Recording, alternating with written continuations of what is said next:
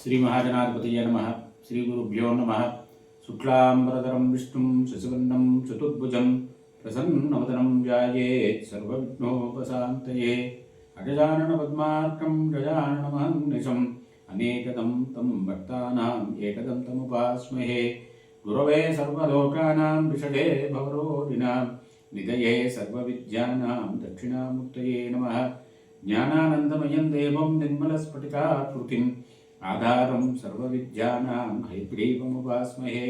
సదాశివసమారంభాం వ్యాసశంకరమధ్యమాం అస్మదాచార్యపర్యంతాం వందే గురుపరంపరాం. శృతిస్మృతిపురాణానాం ఆలయం కరుణాలయం నమామి భగవత్పాదశంకరం లోకశంకరం. విశ్వేశం మాధవం లుండిం దండపాణిం చ భైరవం వందే కాశీం గుహాం గంగాం భవానీం మణికర్ణికాం. తిష్టదంష్ట్రమహాకాయ కల్పాంతధానోపమ భైరవాయ నమస్తుభ్యం అనుజ్ఞాం దాతుమర్హసి. అన్నపూర్ణే సదాపూర్ణే శంకర ప్రాణవల్లభే జ్ఞానవైరాగ్య సిద్ధ్యర్థం భిక్షాం దేహి చ పార్వతీ మాతా చ పార్వతీదేవి పితా దేవో మహేశ్వరః బాంధవాః స్వభక్తాశ్చ స్వదేశో భువనత్రయం. నారాయణం నమస్కృత్య నరం చైవ నరోత్తమం దేవీం సరస్వతీం వ్యాసం తతో జయముదీరయేత్తు.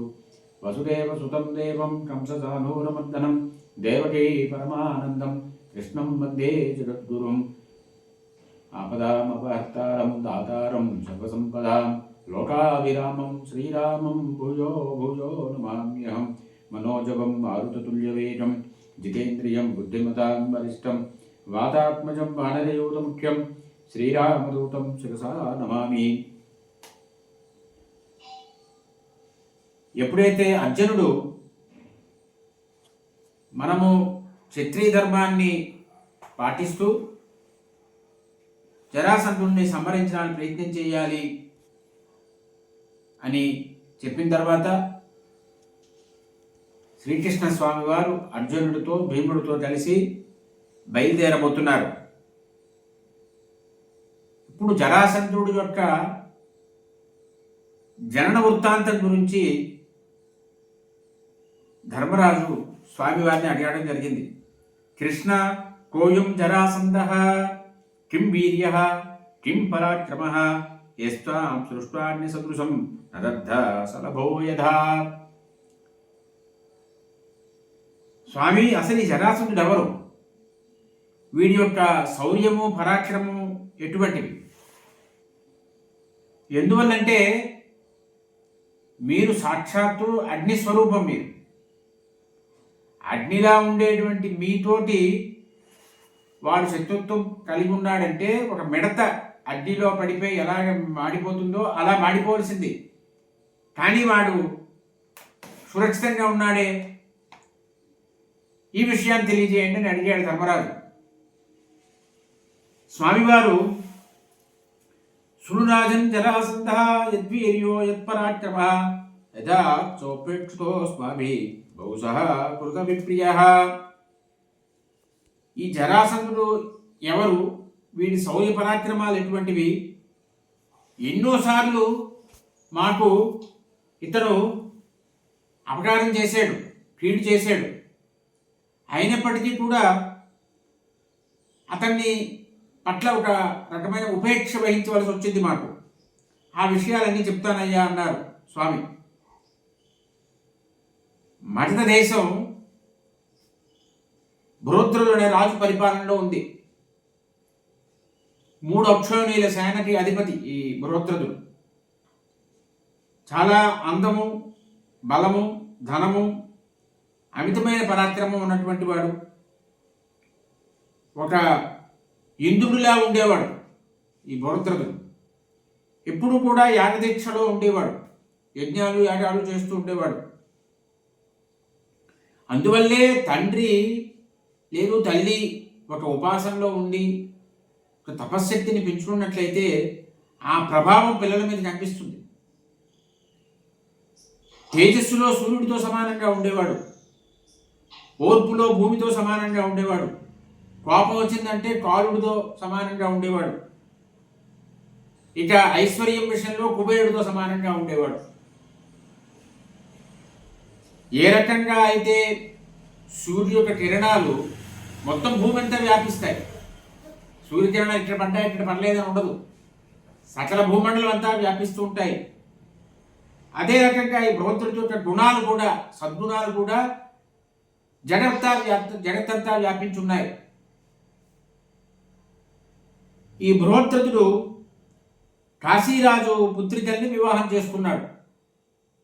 మగధ అంటే ఇప్పుడు బీహార్ రాష్ట్రం మగధ సుమారు. కాశీ రాజు యొక్క కుమార్తెలు ఇద్దరు వాళ్ళు కవల పిల్లలు, వారిద్దరిని సమానంగా చూస్తానని మాట ఇచ్చాడు. వివాహం చేసుకున్నాడు. ఈ గంగా యమునుల మధ్య సాగరుడు ఎలా ఉంటాడో ఆ రకంగా ఇద్దరు భార్యలతోటి అతడు చక్కగా ఉన్నాడు. విషయవాంఛలతో యవ్వనమంతా అయిపోయింది అతనికి. కానీ సంతాన ప్రాప్తి కలగలేదు. వంశము వృద్ధి చెందించేటువంటి పుత్రుడు జనించలేదు. ఎన్నో హోమాలు చేశాడు, పుత్రకామేష్టి ఇత్యాది యాగాలు చేశాడు. అయినప్పటికీ సంతాన ప్రాప్తి కలగలేదు అతనికి. ఒక సందర్భంలో గౌతమ గోత్రీయుడైనటువంటి ఉదార స్వభావం కలిగినటువంటి చండకౌశికుడు అనేటువంటి మహర్షి వచ్చారు అక్కడికి. ఆయన కాక్షీవంతుడు యొక్క కుమారుడు. ఈ చండకౌశికుడు అటువైపు వచ్చారు. అలాగా వచ్చి ఓ చెట్టు కింద నిలబడ్డాడు వాడు మహానుభావుడు. బృహద్రథుడు వెంటనే భార్యలిద్దరినీ తీసుకొని ఆయన దర్శనం చేసుకున్నాడు. కానుకలన్నీ సమర్పణ చేశాడు. ఆయన సంతృప్తి పొందారు బృహద్రథుడిని చూసి. ఋషి కూడా చాలా ఆదరంగా మాట్లాడారు బృహద్రథుడితో. కూర్చోవయ్యా అన్నారు. వారు ఆనందించారు. ఋషి కూర్చున్నాడు. అప్పుడు ఆయన అడిగారు, నాయన నువ్వు భార్యలతోటి పురుషులతో కలిసి ఇక్కడికి రావడానికి కారణం ఏమిటి అంటే, అపుత్రస్య వృధా జన్మ ఇచ్చాహు మనుషత్తమ సౌవాచ మునిం రాజా భగవాన్ నాస్తి మే సుతః. మహాత్మా, నాకు పుత్రులు లేరు, సంతానం లేదు. పుత్రులు ఎవరికైతే ఉండరో వారి జన్మ నిరర్థకం అని చెప్తారు కదా. సంతానహీనంగా ఉన్నటువంటి సంతానహీనుడైనటువంటి వాడు ఈ వార్ధక్యంలో ఉన్నాను నేను ఇప్పుడు, సంతానహీనుణ్ణి. ఈ వార్ధక్యంలో నాకు ఈ రాజ్యంతో పనే ఉంటుంది కాబట్టి భార్యల్ని ఇద్దరిని తీసుకొని వనాలకు వెళ్ళిపోయి తపస్సు చేద్దాం అనుకుంటున్నాను అన్నాడు. సంతానం లేని పక్షంలో కీర్తి ఉండదు, స్వర్గసుఖం ఉండదు అని చెప్పాడు. ఆ మాట విన్నటువంటి ఈ ఋషికి, మునీశ్వరుడికి కొంచెం జాలి కలిగింది. చండకౌశుడు జాలి కలిగి, నాయనా సంతోషమయ్యా, ఏమైనా వరం కోరుకో అని చెప్పారు వారు. బృహద్రథుడు భార్యలిద్దరితో కలిసి నమస్కారం చేసి ఏడుస్తున్నాడు. పుత్ర సంతానం లేదనే బాధతోటి ఏడుస్తూ గొంతు కూడా బొంగిరిపోయింది, మాట్లాడలేకపోయాడు. భగవన్ రాజ్యముత్సృత్య ప్రసితోహం తపోవనం కిమ్మరే నాభాగ్యస్య కిం రాజ్యే నా ప్రజస్సమే. నేను రాజ్యాన్ని విడిచిపెట్టి తపోవనానికి వెళ్ళిపోతున్నాను. ఇంకా అల్పభాగ్యుడిని నేను, ఇంక భాగ్యం అల్పంగానే ఉంది, ఎక్కువ లేదు. ఇక నాకు వరం ఎందుకు స్వామి, ఈ సంతానహీనుడైన నాకు రాజ్యం ఎందుకు అన్నాడు. అంటే ముని పాపం చాలా బాధపడ్డాడు. అయ్యో పాపం దయ కలిగింది అతనికి. ఆయన ఒక మామిడి చెట్టు నీడలో ధ్యానం చేసుకుంటున్నారు. వెంటనే ఆ మునీశ్వరుడి ఒడిలో ఒక మామిడి పండు పడింది. అది గాలికి గాలి పడలేదు, చిలకు కొరికితే పడలేదు, దానికి అదే పడింది దైవికంగా. వెంటనే ఆ ముని ఆ మామిడి పండు తీసుకొని ఈ పుత్ర సంతానం కోసం ప్రార్థించినటువంటి మహారాజుకి ఇచ్చాడు. బృహద్రథుడికి, నాయనా నువ్వు ధన్యుడు అయ్యేవయ్యా, ఇదిగో ఈ ప్రసాదం తీసుకో, నీ కోరిక తీరుతుంది వెళ్ళు అని చెప్పారు. ఇక నువ్వు అడవులకు వెళ్ళి తపస్సు వేసినటువంటి ఆలోచన విరమించుకో, ధర్మబద్ధంగా రాజ్యాన్ని పరిపాలన చెయ్యి అని చెప్పారు. చెప్పి వివిధ రకాలైనటువంటి యాగాలన్నీ కూడా నువ్వు ఆచరించు. సోమరసంతో అంటే సోమయాగం చేసి సోమరసంతో దేవేంద్రుడిని తృప్తిపరచు. ఆ తరువాత నీ పుత్రుడికి పట్టాభిషేకం చేసి అప్పుడు నువ్వు వనాలకు వెళ్ళు అని చెప్పారు అని. చూడండి, మహనీయుల యొక్క కరుణ వర్షిస్తూ ఉంటుంది ఇలాగ. ఆయన ఏమన్నారంటే, అష్టోవరాన్ని ప్రేక్షామి తౌపుత్రస్య పార్థివా, నాయనా నీ కుమారుడికి 8 వరాలు ఇస్తున్నానయ్యా నేను అన్నారు. ఏమిటి వరాలు అంటే, బ్రాహ్మణ భక్తి, బ్రాహ్మణుల పట్ల అమితమైన భక్తి, యుద్ధంలో ఎప్పుడు గెలిపే, ఓడిపోవడం అనేది ఉండదు, యుద్ధంలో ఆసక్తి అనేది ఎప్పుడు నశించదు, ఎప్పుడు చూసినా యుద్ధం మీద ఆసక్తి ఉంటుంది. 3వ వరం. 4వది అతిథుల్ని ప్రేమగా చూస్తూ ఉండడం. తరువాత దీనజనులందరినీ కాపాడుతూ ఉండడం. అమితమైనటువంటి బలం, లోకంలో శాశ్వతమైనటువంటి కీర్తి, ప్రజల పట్ల మంచి అనురాగం. ఈ 8 వరాలు ఇచ్చాడు ఆయన చంద్రకౌశికుడు. బృహద్రథుడు మళ్ళీ ఆ స్వామివారి పాదాలకు నమస్కారం చేసి తన గృహానికి వెళ్ళాడు. ఆ పండుని ఒక శుభ సమయం చూసుకొని ఆ భార్యలిద్దరికి ఇచ్చాడు. వారు ఏం చేశారంటే, ఒకే పండు కదా, ఆ పండుని కోసుకున్నారు. వారు కోసుకొని సగభాగం తిన్నారు. పూర్తిగా ఒకరు తింటే అది వేరేగా ఉండేది. ఇప్పుడు ఒకే పండుని ఇద్దరు 2 భాగాలు చేసుకొని ఒకరికి ఒక భాగం తిన్నారు, సగం తిన్నారు. సరే, జరగవలసి జరుగుతుందిలే. ముని ఏం చెప్పారు, పండు తింటే నీ భార్యలు పుత్రుని కంటారు అని చెప్పాడు. ఆయన మాట సత్యమే అవుతుంది. అయితే ఒక పండు ఒకరు తింటే సరిపోయి ఉండేది, ఇద్దరు సగం చేసుకొని తిన్నారు. మరి వారి మాట సత్యం అవుతుంది, ఏదవుతుందిలే అనుకున్నాడు రాజు. ప్రసవ సమయం వచ్చింది. ఇద్దరు ఒక్కొక్క ముక్క తిన్నారు కదా, మామిడి పండులో సగం తిన్నారు కదా, సగం శరీరంతో 2 ముక్కలు వచ్చాయి, 2 పిండాలు వచ్చాయి. అంటే ఒక మనిషి శరీరంలో ఒక కాలు, ఒక చెయ్యి, ఈ భాగంతో ఒకడు, ఈ భాగంతో ఒకడు, 2 ముక్కలు వచ్చాయి. సగభాగంతో వచ్చే శరీరాల ముక్కలు వచ్చాయి, 2 శరీర ముక్కలు వచ్చాయి. సగం భాగంతో, పూర్తి శరీరంతో రాలేదు. ఒక భాగం ఆవిడికి, ఇంకో భాగం వీడికి, ఈ రకంగా 2 శరీర భాగాలు వచ్చాయి. ఏమిటి చేయాలనుకున్నారు, బాధపడ్డారు, వదిలిపెట్టేశారు. ఇప్పుడు జీవిత శరీరం కాదు, పూర్ణ శరీరం కాదు, ఇంక ఈ 2 పిండాల ముక్కలు వచ్చాయి, వీటి ఏం చేసుకుంటామని వదిలేశారు. వదిలేస్తే అక్కడ ఉన్న పని వాళ్ళు ఏం చేశారంటే, గుడ్డల్లో కట్టేసి 2 శరీర భాగాలని బయట విసిరేశారు.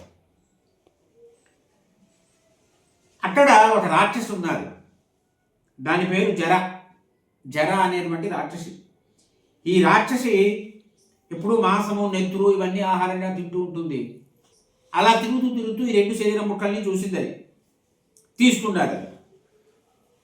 అది ఏం చేసిందంటే, 2 ముక్కలు పట్టుకోవడం కష్టం కదా అని 2 ముక్కల్ని కలిపేస్తే ఎత్తుకొని వెళ్ళడం సుఖం అవుతుందని 2 ముక్కల్ని కలిపింది. ఎప్పుడైతే అది 2 ముక్కల్ని కలిపిందో, ఒకే రూపాన్ని ధరించినప్పుడు కుమారుడు వచ్చేసాడు అక్కడి నుంచి.